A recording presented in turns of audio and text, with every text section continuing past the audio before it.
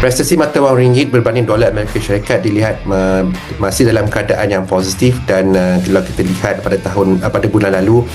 ringgit masih mencatatkan kenaikan yang saya kira itu merangsangkan dan dianggap sebagai antara mata wang yang terbaik di dalam rantau Asia. Namun beberapa perusahaan timbul berkenaan dengan pengukuhan ringgit ini, apakah dari segi peningkatan ringgit ini akan menterjemahkan manfaat kepada ekonomi negara Malaysia.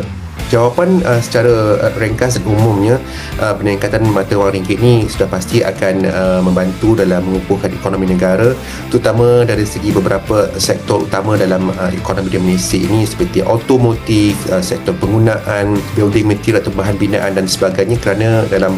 sektor-sektor ini mempunyai banyak komponen-komponen barangan yang diimport. Apabila komponen barangan diimport ni merupakan sebahagian besar daripada pengoperasian perniagaan mereka, maka ia akan menterjemahkan pengurangan kos ataupun dengan kata lain peningkatan dalam kuasa beli bagi institusi tersebut,